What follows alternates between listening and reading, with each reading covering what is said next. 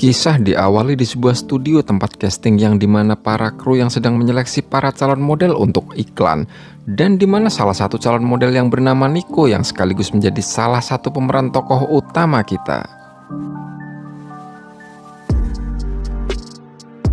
Nico yang ikut dalam sesi kualifikasi, dan di saat para calon model beristirahat sambil menunggu pengumuman, Nico yang playboy dengan sejuta pesonanya mencoba menggait salah satu calon model wanita dengan bibir sensual yang berujung mereka akhirnya bercocok tanam di kamar kos Nico.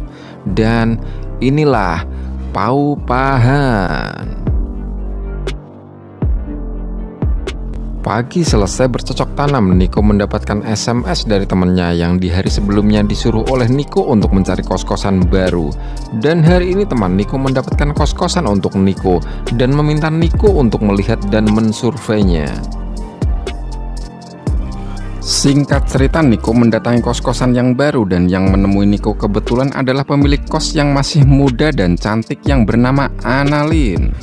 Nico yang kaget ternyata pemilik kos masih muda, dan tanpa lama-lama Nico pun diajak untuk melihat kamar kos yang bakal ditempatinya. Ketika melihat kamar, Nico yang merasa cocok pun menanyakan harga sewa per bulan, dan dengan tawar-menawar yang cukup mudah, Nico berhasil mendapatkan setengah dari harga awal.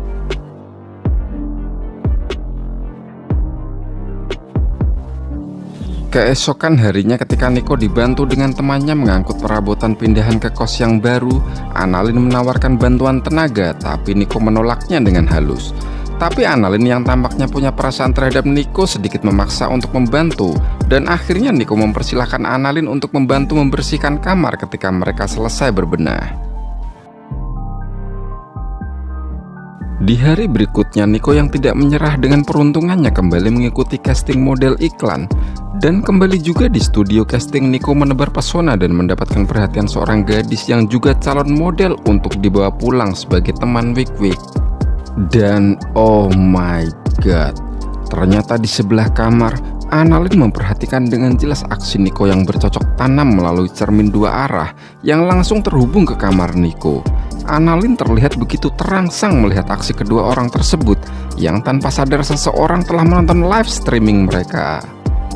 Pagi harinya, Nico yang baru terbangun karena pintu kamarnya diketuk dari luar, dan ternyata Annalyn yang berdiri di depan pintu membawakan sarapan. Annalyn yang melihat kamar Nico berantakan lantas menawarkan bantuan untuk beres-beres kamar, dan kebetulan Nico yang sibuk karena ada panggilan casting menyambut baik tawaran dari Annalyn.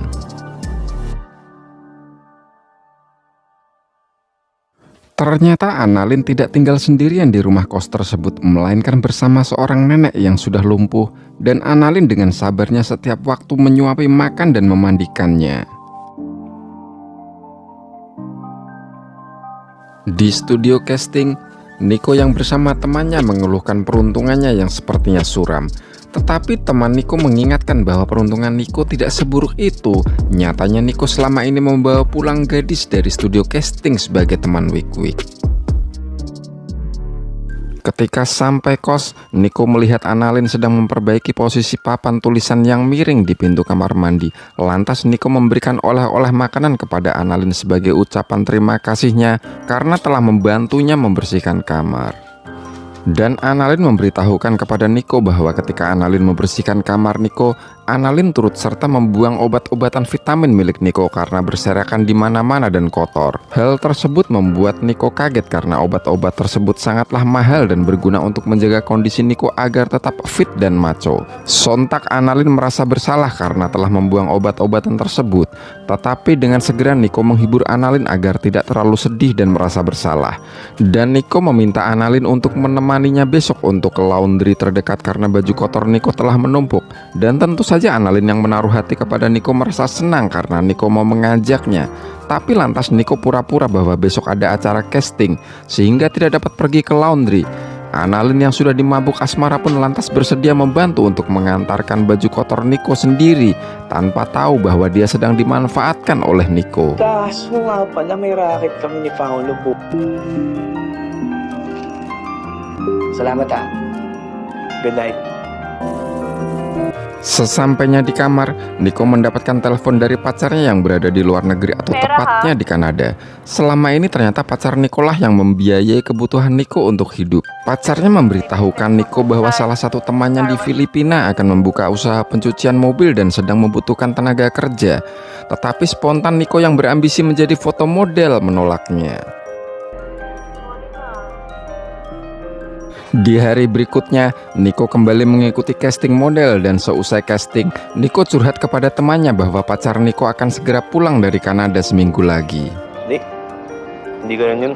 Malam pun telah datang. Niko yang sampai di kos berjumpa dengan Annalyn dan Niko mengajak Annalyn untuk sekedar ngobrol di kamar Niko. Niko menyuguhkan bir kepada Annalyn dan berusaha merayu Annalyn untuk diajak bercocok tanam. Tetapi nampaknya Annalyn menolak untuk diajak wik-wik dan tentu saja hal tersebut membuat Niko merasa tidak enak hati karena menyangka di mata Annalyn, Niko hanyalah cowok mata keranjang. Keesokan paginya, Niko menemui Annalyn di dapur dan berusaha meminta maaf atas kejadian semalam. Tapi tampaknya Annalyn tidak mempermasalahkannya. Mereka berdua saling bercerita tentang keluarga masing-masing dan Annalyn menceritakan bahwa neneknya telah lumpuh karena jatuh terbentur pada bagian kepala. Dan Niko menceritakan bahwa keluarganya tidak memperdulikannya karena Niko hanyalah anak yang tanpa masa depan.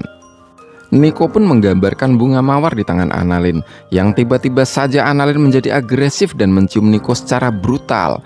Dan kali ini Niko yang merasa risih berusaha mengelak dan tidak meladeni Annalyn. Dan hal tersebut membuat Annalyn menjadi kecewa.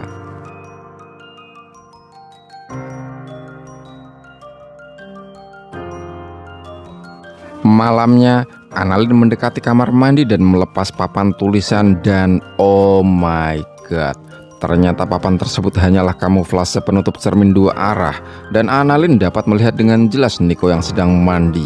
Annalyn terlihat menikmati sekali tontonan tersebut dan menghayal seakan-akan dirinya sedang disetubuhi Niko di kamar mandi. Kepada neneknya, sambil memandikan dan menyuapi makan, Annalyn kembali curhat bahwa Niko adalah cowok yang baik dan dirinya telah jatuh cinta kepada cowok tersebut. Dan tanpa menjawab, neneknya yang lumpuh dengan tatapan penuh arti merespon semua cerita dari Annalyn. Di hari besoknya pada malam harinya, kembali Niko melakukan perkembangbiakan bersama cewek yang entah didapat dari mana. Dan Annalyn melihat dan mengawasi semuanya dari kamar sebelah melalui cermin dua arah. Dan tampak Annalyn sangat kecewa, sedih dan marah yang campur aduk menjadi satu melihat adegan tersebut. Yang menyangka perhatian Niko hanya tertuju pada Annalyn seorang, yang ternyata Niko tetaplah Niko yang seorang playboy. Keesokan paginya saat Niko keluar turun dari kamar, Annalyn telah menantinya di bawah. Dan Annalyn langsung saja mendamprat Niko karena telah melirik cewek lain. Niko yang bingung dengan sikap Annalyn lantas berusaha meminta maaf karena kesalahpahaman Annalyn terhadap Niko yang kemarin lancang berusaha menciumnya saat di kamar. Sehingga Annalyn salah mengartikan sikap Niko sebagai perhatian cinta yang serius. Dan seperti cowok-cowok buaya darat pada umumnya, Niko menghibur Annalyn dan menjelaskan bahwa Annalyn adalah cewek yang baik. Dan Niko tidak pantas mendapatkan Annalyn karena Niko adalah cowok yang brengsek. Malam harinya dengan perasaan gundah gulana, Annalyn terus merenungi penolakan cinta Niko terhadapnya. Dan kembali Annalyn curhat kepada neneknya karena neneknya lah yang dirasa Annalyn yang mau mendengarkan keluh kesahnya. Dengan terbawa suasana hati yang kesal, patah hati dan kecewa, tanpa terasa Annalyn telah menyakiti lengan neneknya karena menggosoknya terlalu keras, sehingga lengan si nenek merah. Dan ketika Annalyn menyadarinya, lantas Annalyn segera memberikan obat kepada neneknya. Dan sang nenek yang seperti hendak mengatakan sesuatu kepada Annalyn, namun tidak ada kata yang keluar dari mulut sang nenek karena penyakit lumpuhnya. Keesokan malamnya kembali Annalyn mengawasi Niko yang terus melakukan aksi perkembangbiakan bersama cewek yang baru dikenalnya. Dan Annalyn hanya bisa melihat dengan hati yang berkecamuk.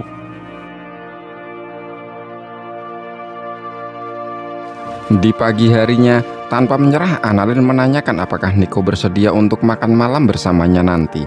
Tapi Niko yang mulai jengah dengan sikap Annalyn berusaha dengan berbagai alasan untuk menolaknya. Dan ketika Niko masuk kamar mandi, kembali Annalyn mengintip dengan senyuman penuh hasrat. Ketika Niko pergi, dengan tanpa izin, Annalyn memasuki kamar Niko dan mulai menghayalkan dirinya bersama Niko sedang melakukan perkembangbiakan di kasur Niko.